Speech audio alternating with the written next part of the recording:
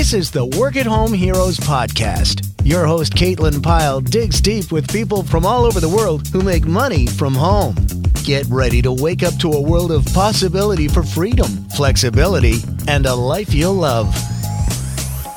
Well, hey everybody, welcome back to another episode of the Work at Home Heroes podcast. I'm here with Rodney Kwong. He's a marketing consultant who teaches businesses how to hack into the mind of their ideal customer using sales copy with psychological triggers. So we're really happy to have Rodney on the show because we haven't talked about this before. And all of you guys that are wanting to start your work at home businesses and you need a website, that's the kind of stuff that you want to be thinking about as you listen to this episode is what kind of words, that's what sales copy is. What kind of words can you put on those websites to trigger your ideal customer psychologically to want to work with you? So welcome to the show, Rodney. Hey, thanks so much, Caitlin. Super pumped and super excited to be here.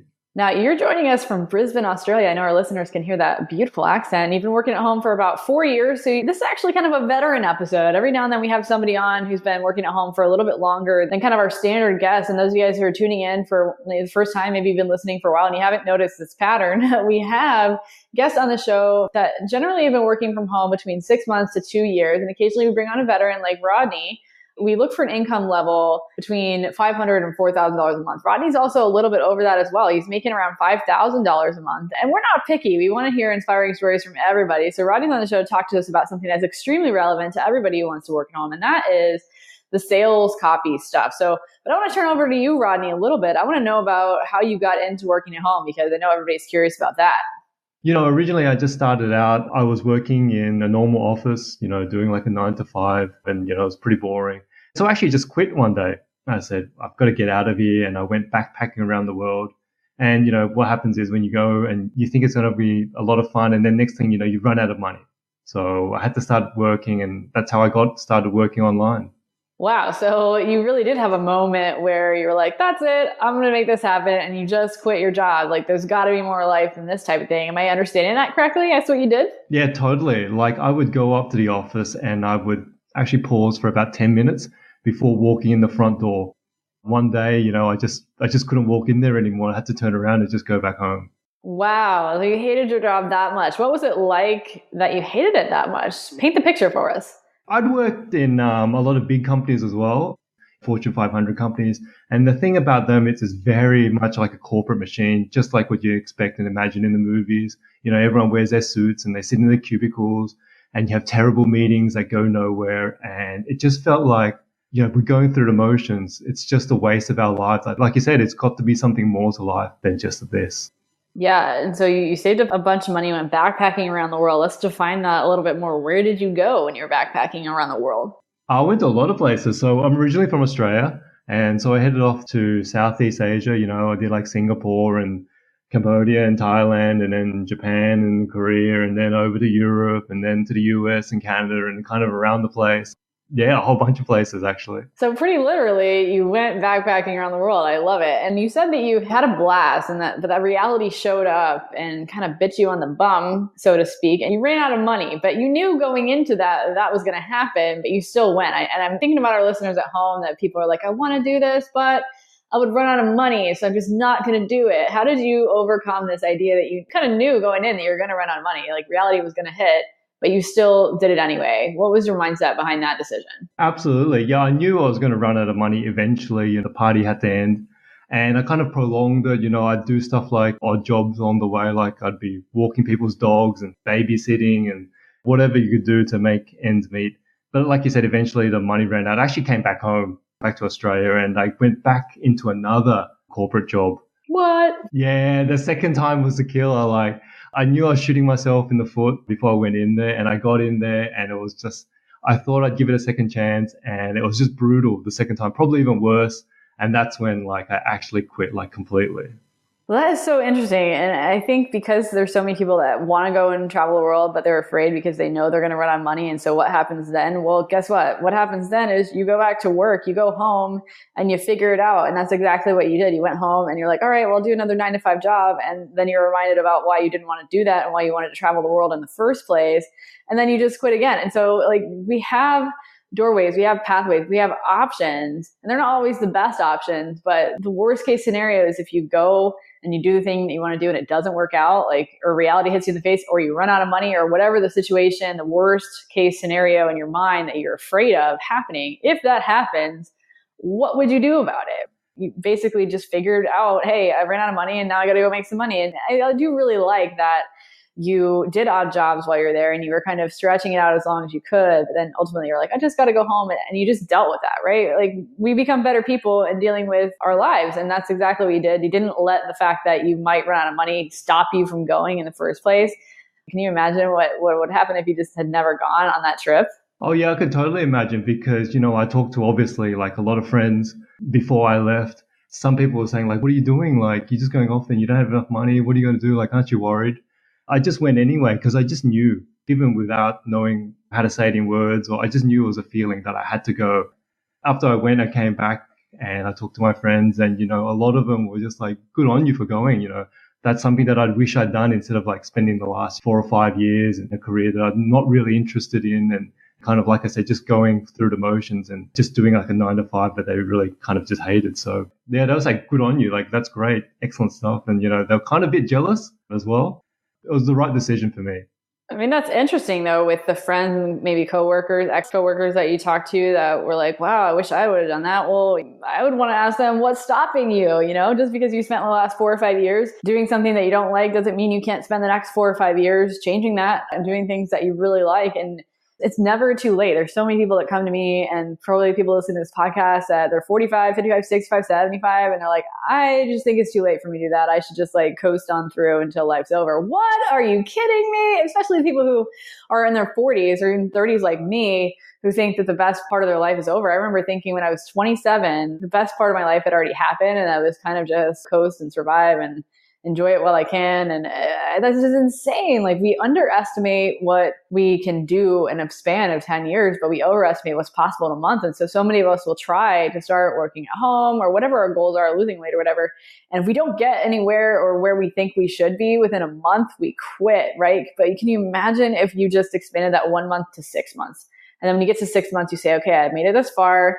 Let's see what we can do in 12 months. And then you just keep breaking off these small pieces. Like, a lot of stuff can happen. And so if you're listening to this podcast right now and you're thinking that, the best has already happened, high school was your peak or whatever, you're wrong. And we're going to keep talking about it so we can keep proving it to you. But talking about that transition. So you kind of had 2 transitions where you quit, you traveled the world, you came back and you got another job and you quit again.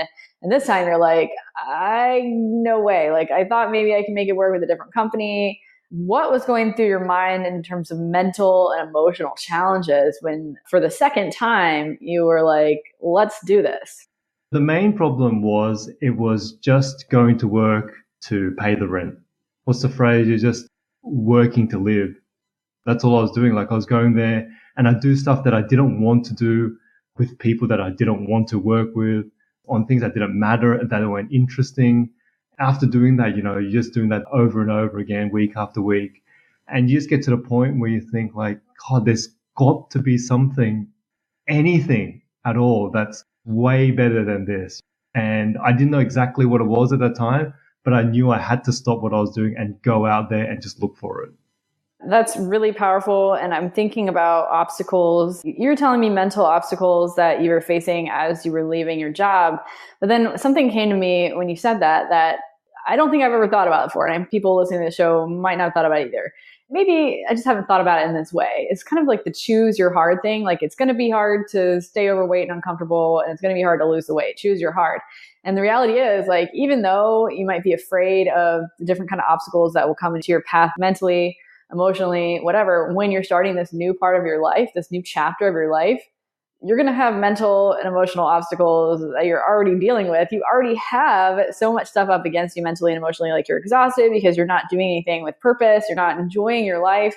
Those are mental and emotional challenges too. And so we've got to pick a challenge, whether we want to spend the rest of our lives being unhappy, the rest of our working life anyway, being unhappy and dissatisfied with that, or if you want to take on some other mental and emotional challenges and potentially, pretty much almost certainly, if we don't give up, end up with a life that we actually want and have designed for ourselves. So now I've got to ask, because I saw this on your application, Gosh, Rodney, this is crazy. I couldn't believe what I was reading when I was reading on your application. I'm going to start the sentence for you, and I think you're going to know where I'm going. You started the sentence, one time in Mexico, I threw out the chicken bone scraps from dinner, ... You want to finish that for me? Because this is crazy. Yeah, so this was when I was traveling around, and first I went to the States, and then one day, like, I just decided I'm just going to buy a one-way ticket to Mexico. And so I went in there, and I didn't know anything about the place, and I couldn't speak Spanish, and I didn't know anyone there. So I was living there, and I had chicken for dinner one night, and so, I ate most of it, and I just threw the scraps out. And then I went out, and it was night. It was a silly mistake. That was my fault. And as things would turn out, I got mugged. They took everything I had, phone, wallet, all the money, like literally everything. And so I was completely broke. And so I went back to the place I was living. I was thinking, what am I going to do? And I'd get hungry the next day, and it'd be 1 day and 2 days later. And then finally, pride and ego doesn't matter. I'm just going to dig out those chicken scraps out of the garbage bin, eat them, because I've just got to do whatever it takes to get through this. Because it's like you said, the end result is I wanted to create a life of my own design. And if this is what it took, this was still way, way better than going back to Australia and doing another corporate 9-to-5 gig. Wow. Talk about perspective. I've never heard a story like that before. I've heard people say they didn't have money to afford a course, maybe over at Proofread Anywhere, which is my proofreading course platform.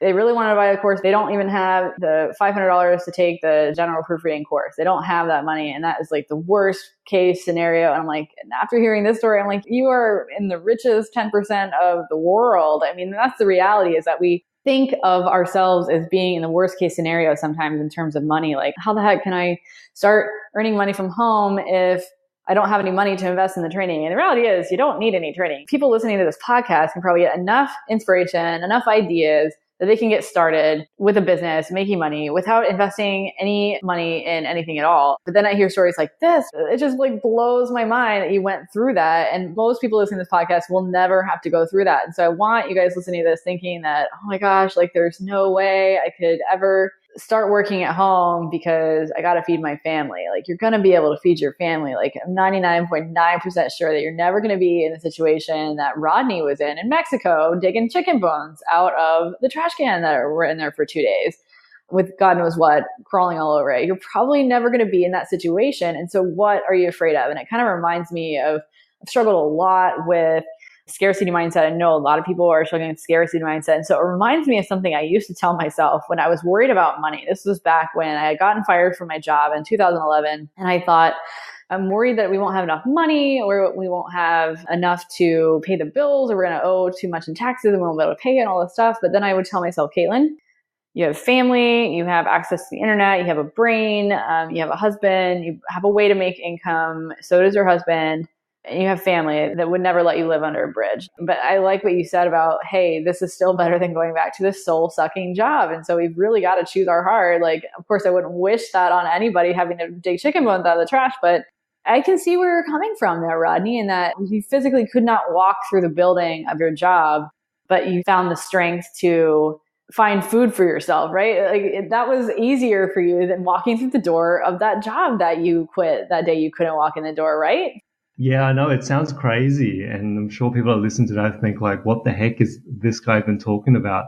But for me, walking through that door, like, I'd actually be paralyzed at the front door, and I'd be looking at those big glass doors, and I'd have to go up the elevator, to the 20th floor or whatever, and sit in some awful cubicle. And just the thought of that was just so paralyzing that not only did I not want to do it, I just couldn't do it anymore. And when I put that into perspective, anything else was easier than that. Yeah, it really, really is. So because in the interest of time, and I want to make sure we cover the most important things here, let's just talk about what it is that you do, this copy, why it's important, and how you connect it with clients that need this problem solved. I work with businesses that have sales funnels in place. And so what they do is have, conversion steps at each stage of their sales funnel. And I work with them on the marketing strategy and then also on the sales copy. So that speaks directly to their ideal customers. It talks directly to them. It explains what the product or service is, why it's important, and why the customer needs to take action and take us up on that offer. So that's predominantly what I do on a day-to-day basis now. How would this apply to like the average person that maybe we're starting out with a freelance business and we don't need necessarily a sales funnel, but we do need a website with copy, with words on it that triggers our ideal client psychologically to make them want to work with us? Let's talk about those kind of words, just kind of simplify it for us. So just say you're a freelancer or someone thinking of becoming a freelancer. Whatever skill that you offer, the thing is that there's actually like a ton of other people out in the world that are doing exactly the same thing. And so those words, that copy that's going to be on your website or on your promotional material, it needs to really explain what your USP is, what makes you different, and why potential clients should consider hiring you over anybody else. Very, very cool. And that is a challenge. I mean, some people come to me and they're like, well, there's so many people out there that are doing what I do. Do I really even stand a chance? And I'm like, well, number one, the fact that there's competition proves that there's demand, right? And proofreading, I'll use proofreading because I have a lot of experience in that. Proofreading, it could be copywriting, digital marketing strategy, virtual assisting in any way. I mean, not everybody is good at it. This stuff actually takes a skill. And so while there are a lot of people that want to, very few people actually do it. And so this perceived idea of demand and saturation is often just that, a perception. It's like when you have a car, you want a certain car and you start seeing that car everywhere, right? You're just open to the reality around you that a lot of people want to become a virtual assistant, become a freelancer, become whatever it is that you want to become. Your mind is trained. We have this habit of training for looking for reasons it won't work. And that's a big way that our minds do that. We look for reasons that it wouldn't work out for us instead of reasons that it will. And that's one reason this podcast exists, is to remind people that there is a way. And if you want it, you will make it happen, because it's really not that difficult. It's basically finding a problem and solving it and learning the skills you need to solve a problem for someone. And it can be very complicated, but for beginners, it shouldn't be complicated. It's not complicated. If you try to make it complicated, that's when the overwhelm and the burnout and the potential failure, things not panning out can happen, because we're trying to make it complicated. But if you start with a simple, hey, these people have problems, I have the skill or can learn the skill to solve that problem, you have a business. That's all there is to it. So using words to set yourself apart, using even the design of your website. We've had some people on the show talking about designing websites as well. All of that stuff can set you apart. And of course, how good you are at doing what you do is a great way to set yourself apart. How personable you are and how available you are and friendly you are, all these things, you can set yourself apart, and we have control over that. But shifting gears just a little bit, because I like to ask this question. We've talked about some feedback you got about you guys traveling and stuff, and people in your life saying, oh, I wish I could do that. I got some positive feedback. Aren't you worried? Things like that. But when you were making the transition from that second job you had into working at home or working for yourself again, did you have any negative feedback? Like, oh, Rodney, didn't you learn your lesson? Things like that. Did you deal with that? Yeah, absolutely. The people that I grew up with and a lot of my friends, they're all people that are in those type of careers where, they're going to stay there for like 20, 30 years until they retire. So what I was doing was completely insane. They all thought I was nuts. Why would you give up a stable career and, a stable income? Basically, they thought I was gambling my life away. I mean, they were still my friends, so they were supportive, but it was definitely, there was this undertone of negativity in that they thought it's too much of a risk, it's too much of a gamble. And it's something that they definitely wouldn't do, they told me. Yeah. And you've got two choices when you're faced with that kind of feedback from people. One is the choice to say, you know what? They don't get it. I get it. I know people in my network that are doing this, and I know that it's possible. And I know that the only reason that I'm being told this by people that I love is because they aren't clued in the way I am. They don't know these people. They haven't seen the possibilities. They still live in a box, just like I was living in a box, right? Knowing that that's their perspective. That's your first choice. Your second choice is to listen to those voices, right? Because those of you guys listening, you just heard me say it, that our brains are kind of trained. We have a habit of looking for ways that things won't work. And so the inclination is to listen to those voices. We all do. Like when I was first starting my online business, even my proofreading business, I was a personal trainer at first, right? And I remember like it was yesterday, my father-in-law said, well, doesn't personal training still make you more money? Like you're not going to quit that, right? I mean, it was the same thing. But he didn't know no. And he hadn't done freelance ever. He'd always worked this corporate job. And so I listened to him and I'm like, well, I guess I probably should keep personal training. So I did it, even though I didn't like it, for 3 years because I believed that voice. And I didn't have that perspective shift that I have now, realizing that the only reason they're saying those things is because they don't understand. And you have the choice to either listen to those voices or you can take them with a grain of salt, right? You don't want to just cut those people out of your life because they love you. And most likely that's the reason they're telling you, because they want to keep you safe. But taking it with a grain of salt, knowing that you see things differently. Many people in the world see things differently, and you don't have to listen to those voices. So those are the 2 choices that you have. Oh man, this has been so good. I want to make sure that I get my good stuff in at the end that everybody wants to know. Before I ask you my final question, I want to know where you're going next. What's next for you? Are you happy with where you are? Are you planning to grow? So at the moment, my calendar is pretty much filled out. But the next thing that I'd like to do is probably look at doing some bigger projects with some bigger clients, more complex projects, and also maybe even look at the idea of teaching other businesses how to do this for themselves. So that might be something like an online course or something like that. Yeah, I can totally see that happening because there's so many businesses. I think about the industry of court reporting, and I've always known that there's a demand for this, and I just don't have the passion for court reporting itself as much as I have. I shouldn't even call it passion. I don't have passion for proofreading either, but I love it. And I like blogging about it. I love teaching it. But the actual act of proofreading, I'm not passionate about itself. It's just something that comes naturally. So I roll with it. We could talk about passion all day in terms of, do you need to wait and find passion or whatever? But the court reporting and the niche of court reporters, probably 80 to 85% of court reporting agencies and freelance court reporters' websites, they are terrible. They are terrible. And I know that that's not the only niche where websites are terrible. There's many restaurants that have terrible websites. There's many dentist offices that have terrible websites. And so there's so much demand just in that area alone. The web design and the copy that's on it. Like I read these websites, I'm like, you're stuck in 1995. Why would I trust you with my deposition or whatever if I were an attorney? And usually law firms have great websites. And so if I were an attorney or, a big partner in a law firm looking at these court reporting agencies' websites, I'd be like, geez, I don't want to hire you people. Like, I need the up-to-date technology and you don't have it even for your website. So why would I trust you with my trial? There's so much demand there and there's just so much possibility and there's so many problems in the world. And I like to think of problems and possibilities, opportunities, all synonyms. And so I'm excited for you. I think there's definitely demand. And so I'm excited to see where you dig in and find your fit as you expand and grow your business. Final question, Rodney, is a question I saved for the end because we've got this amazing story. We've gotten into how you got started multiple times. Like you got started and you went back to 9 to 5 and you got started again. And the whole story of you digging chicken bones out of a trash can in Mexico that you threw away 2 days prior. That's just crazy, crazy stuff. We've gone through how you've overcome that and built a life and built a business, built an income stream for yourself. But there's people listening that think that they still can't do it. They're still too afraid. There's things that are holding them back. We busted so many excuses on this episode with your story. I'm always busting excuses, but I'd love to bring people on that can help me do that. And you've done an excellent job of that. What would you tell the people that are sitting at home thinking they still can't do it because they're too afraid? How would you help them get over that fear? Super, super simple. All you got to do is just think, do I want to spend the rest of my life helping someone else build their dream? And that's what you're going to be doing when you work for someone in a corporate 9 to 5. Or do I want to spend the rest of my life building my own dream?